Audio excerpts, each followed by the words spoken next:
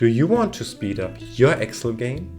In this video, I will break down the most powerful Excel shortcuts in 3 different key areas: navigation, data entry, and formatting.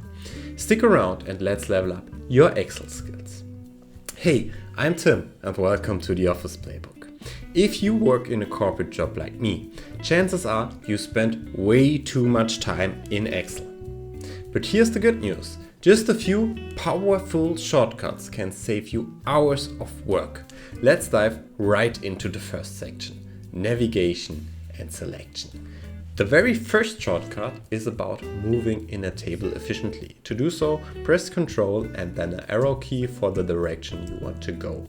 With this, you can jump in your table quite efficiently. The cool thing is that the second shortcut is pretty close to that. Just hold in addition also the Shift key and then you will select a whole row or a column, whatever you may want to do.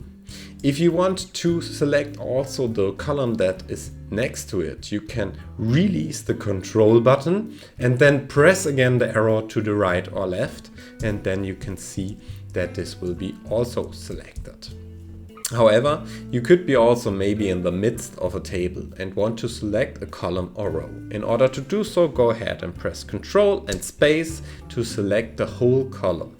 This is not only selecting the column of the table, but really the whole column of the sheet. And there is another one for selecting the whole row, which is Shift and space. Now, when you're at the midst of your table, you may want to jump right to the beginning of your table. And in order to do so, go ahead and press Ctrl and then Home, and then you will land automatically in the first cell of your table. Vice versa, if you press Ctrl and End, you will end in the last section of your table. If you want to jump to a very specific cell of your table, there's also a quick way of doing so. Press Ctrl and then G, and then you see that a little menu will open up. You're gonna insert just the cell you want to go. For example, let's say I want to go to C20, and then I'm going with Enter, and I'm right jumping into C20. Now you know how to efficiently move in the table. However, from time to time you may also jump between different sheets. And in order to do so, go ahead and press also again the Control key and then select Page Down for jumping to the right in your sheets and Page Up to jumping towards the left next sheet. In addition, from time to time, you will also need to open a brand new workbook, for example, to do a quick calculation. Go ahead and press Ctrl and N, and you will see that a new workbook will be opened. Now, when you're done with your calculation, you may want to quickly save a copy of it. Go ahead and press F12, then you will see that the Explorer will be opened and you can save a copy of your file. Now that you can sit through your data like a pro, it's time to level up your data entry game. In this section, I will show you how to edit and entry data faster than ever. In order to do so, we are jumping into our second sheet with our shortcut again, which is Control and Page Down. When we look into our new table, we do see that there is a new column, and in this column we do have formulas. What is quite frequently is that you may want to copy those formulas and then you will end up in exactly this value arrow. However, the usual thing is that you want to only copy the values of it. The best way to do so is again copy it, and then when you pasting it, also hold down the Alt key, and then you will see that a little paste menu will be opened, and there you're gonna select values and hit enter, and then you will have your values in here. The next shortcut is a really powerful when it comes to inserting new data. Let's make an example where we may want to add another ID here, and I'm gonna insert the ID for the very first 2 observations, and then I can just select an area I want to fill out, and I'm gonna press Ctrl and E, and then the flash fill will automatically populate this area. Now, instead of inserting a new ID, we want to maybe also add a further observation to our data set. Some pretty cool shortcuts in order to do that fast are, for example, the Control D shortcut, which lets me copy the cell from above. There's also the Control R shortcut, which copies the values from the left. Now, a very cool feature for inserting new observations is pressing Alt and arrow down to get a drop down with all the values that have been observed in the other data points. There I can browse through it and just click enter to get the respective city. Now, looking into the cities, I do see that we have some empty values here in the very top.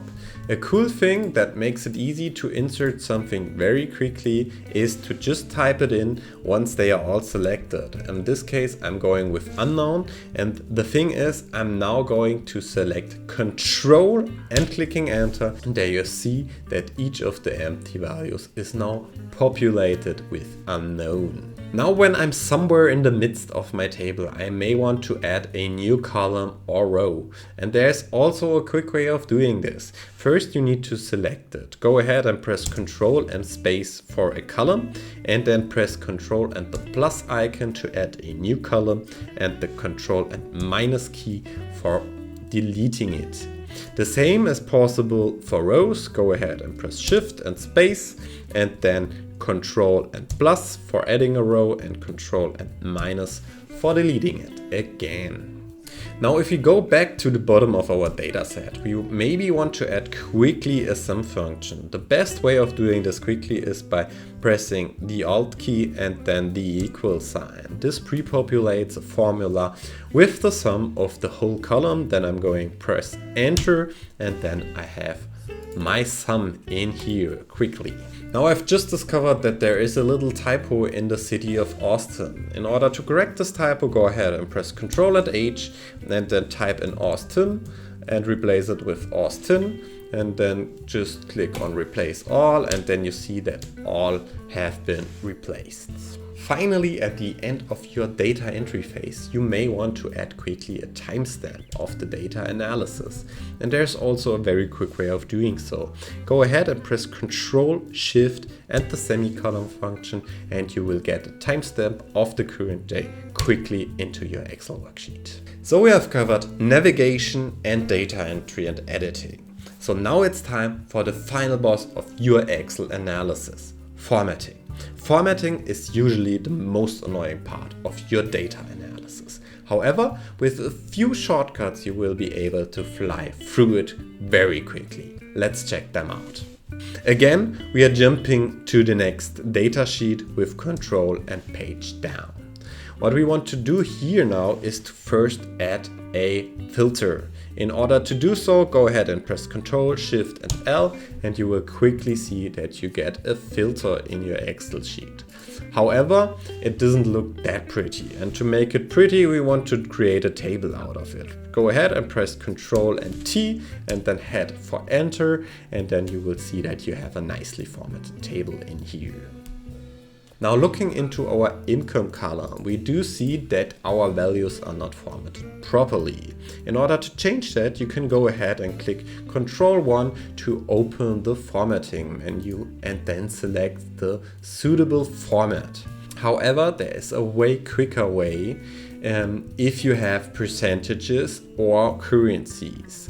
Go ahead and click Ctrl and Shift and the percentage sign in order to do percentages, and Control Shift and the dollar sign to get currencies. The cool thing about formatting is that you can apply the last formatting step again by pressing F4, and this is also possible for a range of cells. So go ahead and select the range of cells and then press F4, and then you can see that the currency format is applied to those cells.